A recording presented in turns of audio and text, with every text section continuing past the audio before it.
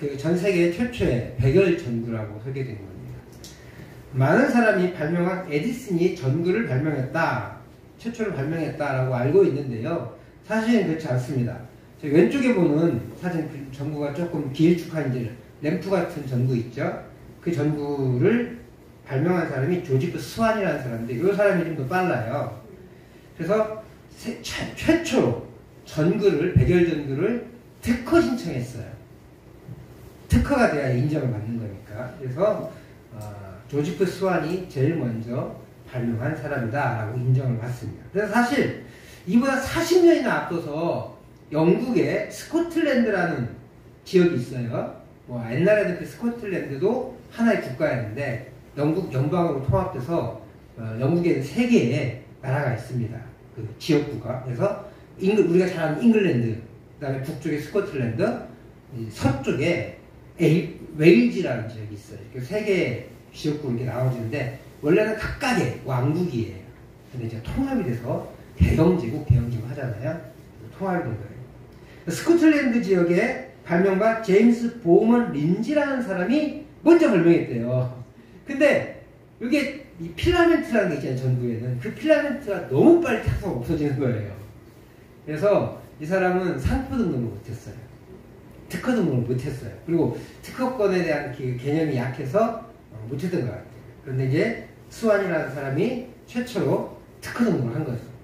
그럼 왜 발명한 에디슨에게 최초의 백열 전구를 발명한 사람이라고 하느냐? 에디슨은 최초의 발명은 하지만 쓸만한 전구를 만들었어요. 무슨 말이냐면 전구가 이틀에 한 번씩 갈아 끄면 어떻게 해요? 비싼데.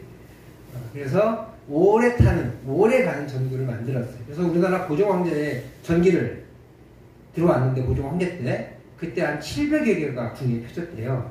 그 전구를 시설한 게 에디슨 회사예요. 7년만, 전구를 발명한 지 7년 만에 조선이라는 나라, 듣도 보지는 못했던 조선이라는 나라까지 와가지고 이 전구를 판 거예요. 어마어마한 성과를 성취감을 누렸겠죠. 그렇게 쓸만한 전구를 만든 사람이 에디슨이기 때문에 그래서 백열 전구를 발명한 사람이다 이렇게 얘기하는 거지 사실은 그 이전에 있었어요. 근데 이 전구 발명에 관한 에디슨의 유명한 말이 있는데요. 우리 한번 보실까요? 다음 시작. 읽어볼게요. 시작. 나는 실패하지 않았다. 다만 작동하지 않는 1만 가지 방법을 발견했을 뿐이다. 이게 무슨 말이냐면 이 말은 에디슨이 전구 발명 후에 기자회견을 했는데 기자가 이렇게 질문했어요. 지금까지 실험을 하면서 1만 번이나 실패했는데 기분이 어떠신지요? 이렇게 물어보는 거예요. 얼마나 자존심 상했겠어요. 넌 1만 번, 10,000번 실패하는 게 쉬운 일이에요, 솔직히. 우리는 일생 동안이요, 10,000원짜리를 우습게 생각하지만 일생 동안 10,000까지 쉬어보질 않아요. 우리가 숫자를 셀 때 한 사람이 평생을 세워도 1억을 못 센대요. 1, 2, 3, 4 이렇게 세잖아요. 근데 나중에 99,999 이렇게 가야 되잖아요. 그러니까 우리 일평생 1억이라는 숫자를 잘 못 센다고 합니다. 근데 1만 번이나 실패를 했어요. 그러니까 이게 그걸 대해 지적을 하니까 이렇게 대답해요. 난 어떤 것도 1만 번이나 실패한 적이 없네. 다만 제대로 작동하지 않는 10,000가지 방법들을 발견했을 뿐이네. 이렇게 얘기를 해줬어요. 에디슨의 명언으로 기록되어 있습니다. 에디슨은요, 10,000번이나 실패에도 불구하고 자살하지 않고 다시 회복하여 자신의 발명하고 싶은 것을 발명하기 위해서 끊임없이 노력한 것을 볼 수 있어요. 에디슨이 일평생 잠을 4시간 정도만 잤답니다. 그 대신에 낮잠을 수시로 잤어요. 4시간을 자면 생체 리듬이 깨져요, 사실은. 그래서 그 낮잠으로 그것들을 커버한 거예요. 그 낮잠을 자면서 몸이 회복되어지고 머리가 회전이 되면 또 연구하고 발명하고 그랬다고 합니다. 그래서 밤에 잠을 많이 자는 것보다 좀 줄이고 낮잠을 잠깐 이용하는 것도 건강에 아주 좋습니다. 이렇게 실패에 대한 빠른 회복을 하는 사람들이 있어요. 실패해서 아예 포기해버리는 게 아니라 빠르게 일어나는 사람인데 이것은 이제 이 말을 회복 탄력성이 좋다라고 말해요. 어려운 상황에 직면했을 때 그 상황 때문에 주저앉는 사람이 있고요.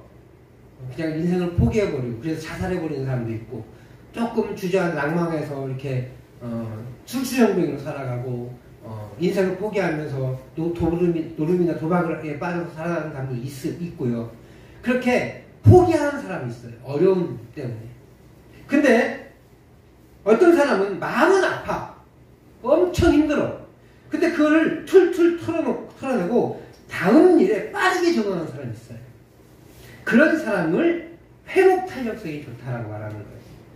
그래서 이 에디슨은 그런 회복 탄력성이 굉장히 좋은 사람으로 정평이 나 있습니다.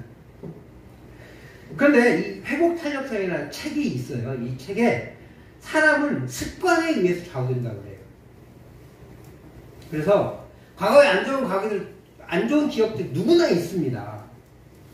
어떻게 한 사람이 한 번도 실패하지 않고 살 수 있겠어요?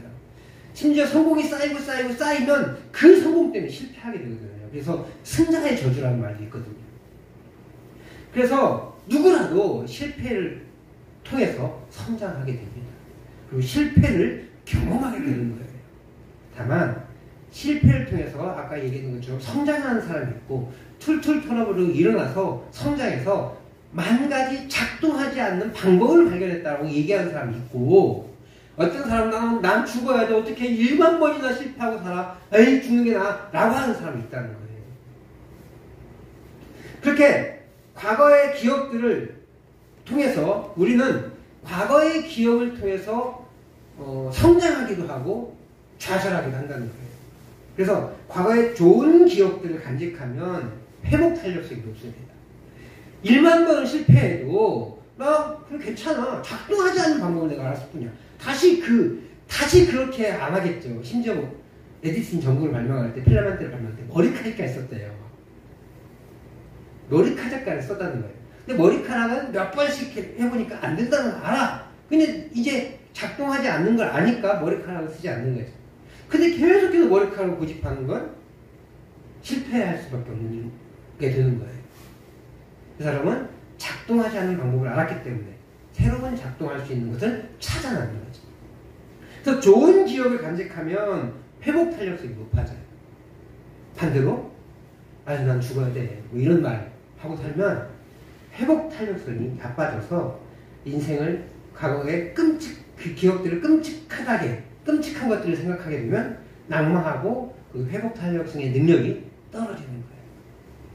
그렇게 회복 탄력성은 좋은 감정을 가져가고 좋은 기억이 있을 때 높게 나타납니다. 특별히요, 자아 정체감이 건강한 사람들이 회복 탄력성이 좋아요. 그런데 심리학적으로 어떤 때야 자아 정체감이 형성되냐면 초등학교 때부터 고등학교 때까지. 그래서 초중고 때 좌절을 많이 겪으면 이 사람은 자존감이 낮아집니다. 자존감이 낮아진 사람들은 회복 탄력성이 낮아질 수밖에 없어요. 그래서 그 자존감을 키우는 연습들을 해야 돼요. 내가 의식적인 습관으로 긍정적인 것을 찾아내고 간직할 때 후천적으로도 좋아질 수 있는 거예요. 근데 쉽지 않죠. 어려서 혹은 과거에 좋은 관계들을 맺어나가고 좋은 기억들이 있다면 회복이 빨라져요. 자아정체감은 초등학교 때 생기지만, 초등학교 때 이후로 생기지만, 안정감은요, 오히려 유아기 때 생겨요. 그래서 이 안정감이 굉장히 중요합니다. 신뢰도가 굉장히 중요해요. 상대방을 신뢰하고, 마음의 안정감을 가지는 것이 굉장히 중요한데, 그때는 그것은 유아기 때 생긴다는 거예요. 어머니의 사랑, 주변 사람들의 사랑을 잘 받은 사람들은 그런 심리적 안정감이 있습니다. 그래서 상대방을 신뢰하는 경우가 많아요. 그러다가 뭐 잠깐 이렇게 사기꾼들한테 당하는 경우도 있긴 한데 상대방을 잘 신뢰합니다. 사람을요, 세워놓고 내가 받아줄게, 뒤로 넘어져봐 하잖아요. 못 넘어지는 사람이 있어요. 받아준다니까도 안 받아줄 거야. 근데 잘 넘어지는 사람이 있어요. 잘 넘어지는 사람은 상대를 신뢰를 잘하는 사람이에요. 여러분 생각해보세요. 뒤로 이렇게 넘어진다고 생각해보세요. 대부분 신뢰도가 없는 사람은 엉덩이만 같이 씁니다. 무서워서. 근데 저 사람을 믿으면 너무 믿는 거예요. 그런 사람들은 어려서부터 자아 정체감이 잘 형성돼서 부모의 사랑, 그 다음에 주변의 사랑을 많이 받는 사람들이. 그래서 교회에서 자라는 게 굉장히 중요해요. 어려서부터 부모 말고도 사랑을 엄청 받습니다. 우리 오늘 여기 우리 와 있는 우리 친구들이 집에만 있었다면 엄마 아빠의 사랑만 받았겠죠. 근데 교회에 오니까 할머니들의, 할아버지들의, 또 목사님의 관심과 사랑을 받는 거예요. 그러다 보면 오히려 건강한 모습의 그 자존감들을 가지게 되는 거죠. 그래서 교회에서 자라게 하는 것이 굉장히 인격 형성에도 도움이 된다는 거예요. 부모와 자식 관계가 그런 것 같아요. 엊그제 제가 준서를 엄청 혼냈거든요. 밤 12시, 1시간씩이나 거의. 근데 다음날 아침에 일어나라고 가니까 아버지 그러는 거야. 저 어저께 마음이 상했나? 이렇게 속으로 약간 뜨끔해가지고 하는데 아버지 나 팔 아파요. 잠을 이렇게 잤다고 이렇게 해서 팔이 아프다는 거예요. 그러면서 제가 마음을 위로하는 거예요. 그리고 이제 식사를 하면서 아버지가 너한테 화난 게 미안하다. 그래서 준서도 아버지 죄송해요 라고 하면서 마음을 풀어요. 채 24시간이 가지 않습니다. 이제 저도 어느 정도 단련이 돼서 이렇게 쉽게 얘기하는 것 같아요. 근데 이보다 더 어렸을 때는 제가 준서나 현서를 혼내잖아요. 그럼 지금 마음이 상하잖아요. 마음이 상하니까 다음날까지 꽁 하고 있어요. 근데 우리 아이들은 시간만 지나면, 그 시간만 넘어서면 아버지 하면서 달려와요. 왜 그렇게 해요? 아버지한테 혼났는데 그것을 금방 잊어먹어요. 왜 그러냐면 그 이전에 아버지가 나를 사랑하고 아버지가 나를 좋아한다는 것을 경험을 알기 때문에 조금 전에 혼났지만 그것을 마음에 묻어두지 않을 수 있다는 거죠.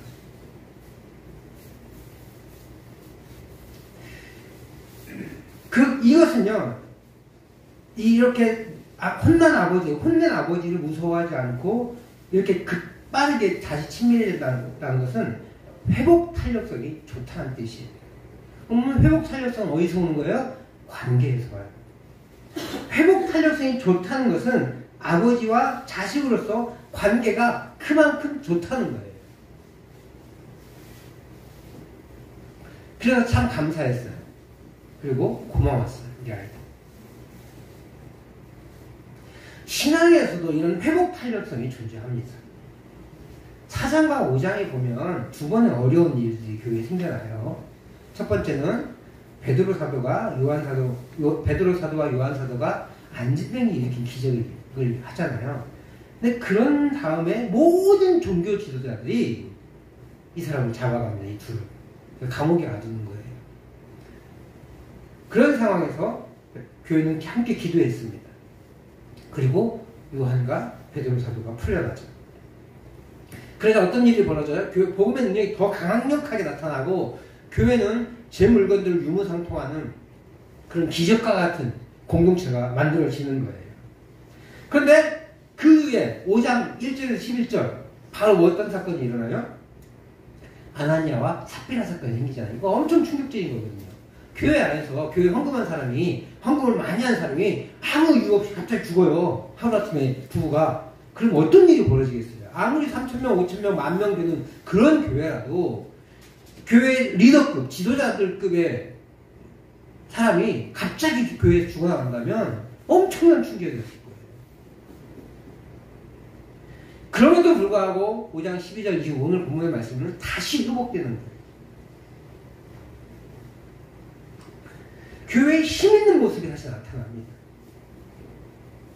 교회는 계속해서 복음을 담대히 전하고 뿐만 아니라 기적과 이사가 계속 일어나요. 이는 교회의 기도가 응답되었음을 보여줘요. 4장 29절 30절은요 교회의 기도 제목이 나타나는데 어떤 기도 제목이었는지 한번 읽어보겠습니다. 4장 29절 30절 말씀 같이 읽습니다. 시작. 주여 이제도 그들의 위협함을 두고 보시옵고 또 종들로 하여금 담대히 하나님의 말씀을 전하게 하여 주시오며. 먼저 첫 번째 기도는 뭐예요? 담대히 하나님의 말씀을 전파하는 거예요. 두 번째 시작. 손을 내밀어 병을 낫게 하시었고 표적과 기사가 거룩한 종 예수의 이름으로 이루어지게 하옵소서. 두 번째 기도 제목은 뭐예요?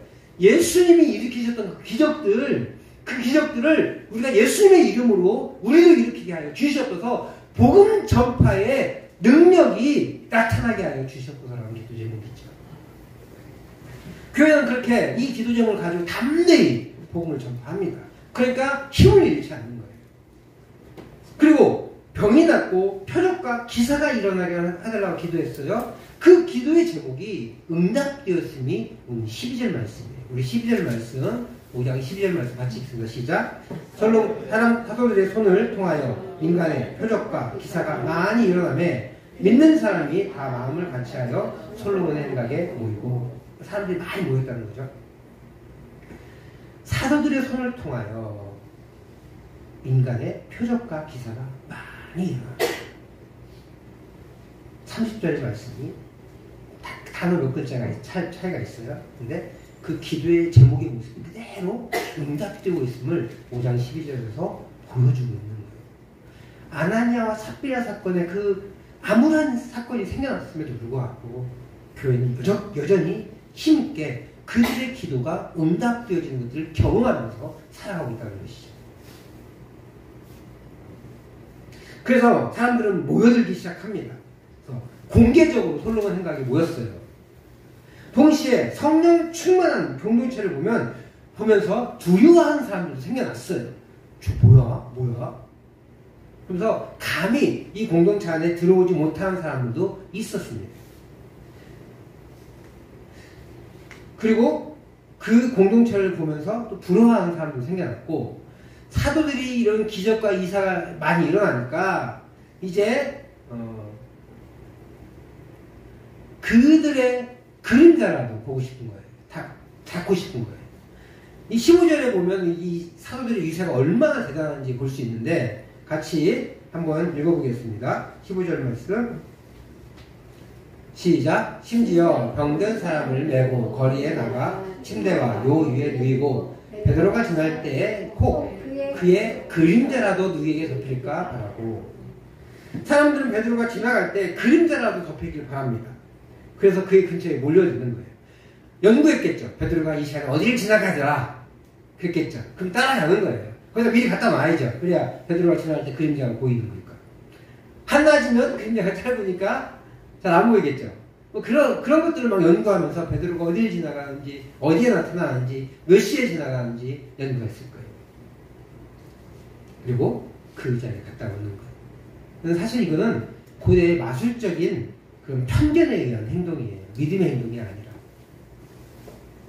고대에는요, 인정 많고 관대한 사람의 그림자가 마술적인 능력을 지녔다고 여겼다고 합니다.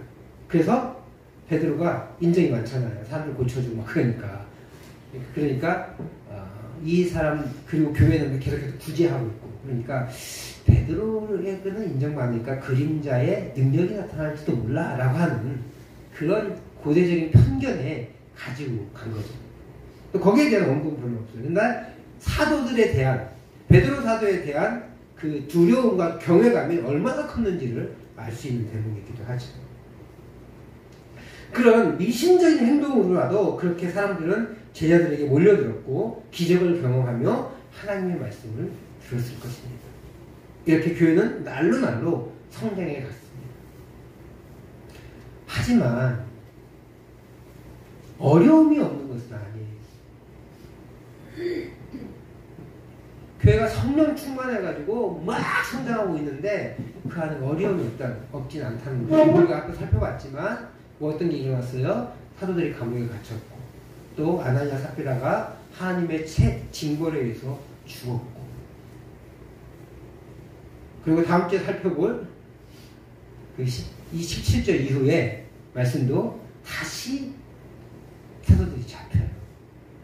계속 이런 사건들이 반복적으로 일어납니다. 좋았다가 나빴다가 좋았다가 나빴다가 좋았다가 나빴다가. 성령 충만한 상태라고 해서 어려움이 생기지 않는 것도 아니라는 거예요. 우리가 어려운 일 생기면 어떻게 생각해요? 내가 믿음이 없어서. 그렇게 생각하잖아요. 혹은 내가 죄가 많아서. 그렇게 생각하시죠. 물론 목사인 저도 가끔 그럴 때가 있긴 하더라고요. 내가 아주 많이 부족한가 보다. 어려움을 겪으면 많이 부족한가 보다. 이런 생각이 들 때가 있어요. 내가 죄가 많아서, 내가 잘못해서, 내가 믿음이 없어서, 믿음이 약해서. 이거는 하나님의 뜻이 아니에요. 이건 사탄의 공격이에요. 사탄이 그 생각들을 자꾸 주입시키는 거예요. 힘 빠지게 만들려고. 우리는 사도행전을 읽어보면서 이걸 깨달아야 돼요. 사탄의 공격이구나. 힘 빠지게 하고 넘어뜨리게 하고 그래서 자책하게 만들고 이것은 사탄의 공격이구나. 그런 것들을 깨달을 수 있습니다. 절대 그렇지 않다는 거예요. 오히려 성령 충만한 공동체에 어려움이 더 많았잖아요.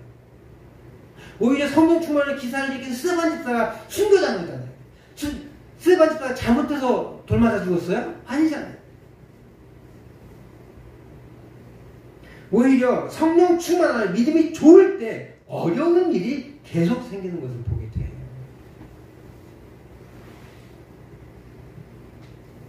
이런 시련들은 계속 올 거예요. 내가 어떤 결단을 하면 또 올 거예요. 기도하겠다. 내가 말씀 묵상 열심히 하겠다. 목숨 걸고 해보겠다.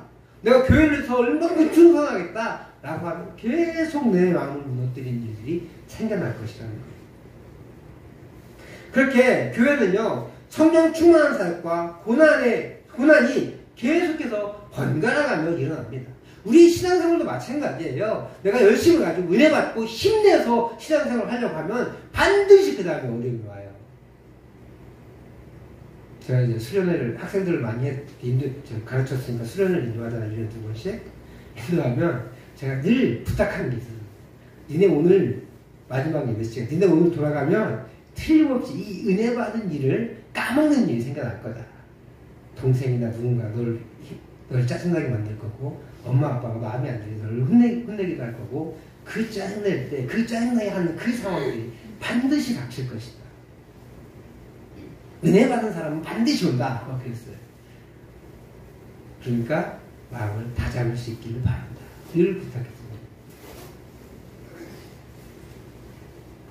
이렇게 고난과 시련이 계속해서 반복적으로 나타나면 사람은 어때요? 지치죠.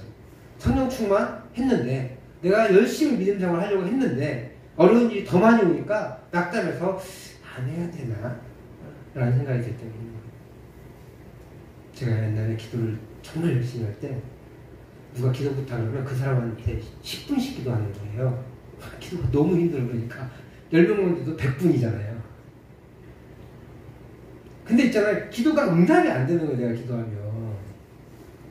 잘 안 이루어지더라고요. 그래서 이 기도를 안 해야 되나 이런 생각이 들 때가 있었어요. 하나님 제 기도를 그렇게 빠르게 응답해 주시지 않는 것 같아요. 특히 남을 위한 중보의 기도는 나한테 힘이 생기는 것도 아니잖아요. 그지? 그렇지만 해야 되는 상황이기 때문에 내가 하겠다고 약속했기 때문에 하는데 그때는 미련하게 무조건 10분씩 해야 된다고 생각을 한 거예요. 그 응답의 소식들이 안 들어오니까 나는 힘이 지나도록 기도를 하고 있는데 응답이 안 이루어지니까 기도에 대한 어떤 상실감들이 생겨나더라고요. 사탄은요 그렇게 계속해서 교회를 어려움에 빠지게 합니다.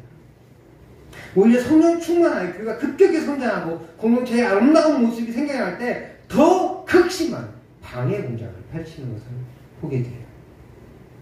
이럴 때 우리는 믿음 없다고 자책하고 뭔가 내가 잘못돼서 내가 죄가 많아서 나에게 이런 안 좋은 일이 생긴 것이라고 책망할 필요가 없다는 거예요. 오히려 이 안 좋은 일이 일어나는 것은 사탄의 괴계로서 나를 무너뜨리는 작업이라는 것을 우리는 머릿속에 기억해야 됩니다. 그럴 때 우리의 영적 회복력이 증가되는 거예요. 회복 탄력성이 높아지는 거예요. 이렇게 영적인 회복 탄력성을 가지게 되므로 우리는 흔들리지 않고 신앙생활을 할 수 있습니다. 중요한 것은 우리와 하나님과의 관계예요. 앞서 자녀와 부모가 신뢰관계가 잘 형성되었을 때 자녀와의 갈등 상황에서도 금세 회복되어지고 다시 원래의 모습으로 돌아가는 것처럼 하나님과의 관계도 마찬가지예요. 하나님과의 신뢰관계가 잘 형성되어야 영적 침체기를 겪을 때 금방 회복될 수 있다는 거예요. 이 신뢰관계가 어떻게 생겨납니까? 성령 충만할 때 생겨나요. 하나님의 은혜를 경험하고 하나님의 은혜가 경험되어질 때 이런 신뢰관계가 형성되는 거예요. 이 심리학적 용어를 라포라고 해요. 라포. 상담한 사람이 피상담자가 왔을 때 이 피상담자가 이 의사 선생님한테 상담하는 의사 선생님한테 처음부터 다 얘기하고 선생님이 얘기하는 걸 그때 잘 따를 것 같아요? 생각보다 안 그래요. 신뢰감이 있어야 되는 거예요. 근데 그 신뢰감을 얻기 위해서 이 의사들이 굉장히 노력합니다. 일단 잘 들어줘요. 그래서 친구가 되죠. 편들어줍니다. 아유 그랬구나. 이런 식으로 편들어주는 거예요. 마음이 많이 아팠겠네요. 라고 편들어주는 거예요. 내 편인 것처럼 느껴지게 만드는 거예요. 그랬을 때 그가 더 깊은 이야기를 하게 되고 또 의사로서 처방을 내리잖아요. 심리학 의사로서 상담자로서 처방을 내리잖아요. 그 처방에 이 피상담자가 잘 실천하는 거예요. 이 신뢰관계가 굉장히 중요해요. 의사와 상담자와 피상담자의 관계에서도 중요한데 이것을 이제 이 사람들은 라포라고 해요. 라포. 이게 형성이 돼야 효과적인 상담을 할 수 있다라고 믿습니다. 하나님과 우리도 이런 라포 관계가 형성이 돼야 돼요. 위기의 극복과 기도의 응답을 통해 하나님과의 라포가 형성되어 신뢰 관계가 구축되어질 때 우리의 신앙 위기가 닥쳐와도 우리 삶의 신앙 위기가 닥쳐와도 우리는 좌절하지 않고 다시 힘을 낼 수 있어요. 회복 활력성들이 높아질 수 있다는 거예요. 사랑하는 성도 여러분, 믿음이 좋다는 것은 말 잘하고 기도를 유창하게 하며 교회 일을 열심히 하는 것이 아니에요. 그냥 그것은 자신의 그런 성향이에요. 그냥 기질이에요. 기질. 뭐든지 열심히 하는 사람이 있어요. 그런 신앙생활을 열심히 해요. 교회 생활 열심히 합니다. 따라 할 수가 없어요. 그런 사람들. 어떤 사람 말빨이 정말 좋아요. 그런 사람들의 그 기도 말빨을 따라 할 수가 없어요. 어떤 사람들은 어눌합니다. 기도에 대한 그 말투가. 하지만 말투는 어눌할지 모르지만 세련되고 유창한 말을 잘 못할지 모르지만 하나님을 진심으로 사랑하고 하나님 그 성도를 진심으로 사랑하면 어눌한 말투에도 은혜가 있는 거예요. 이런 말 좋고 기도 유창하게 하고 교회 열심히 하는 건 그건 외적인 평가예요. 그것이 신앙 좋다라고 얘기할 수 없는 거예요. 말만 번지르 하는 사람일 수 있거든요. 믿음이 좋다는 것은 하나님과의 관계가 좋다는 거예요. 그래서 이 관계가 좋기 때문에 어려움을 당할 때도 흔들리지 않아요. 서로 매우 큰 충격 때문에 잠깐 주춤할 수 있어요. 근데 그럼에도 불구하고 금세 털어내고 다시 일어나 하나님과의 관계를 맺어나가는 거예요. 예루살렘 교회가 그렇게 힘이 있었을 수 있었던 이유가 바로 여기에 있는 거예요.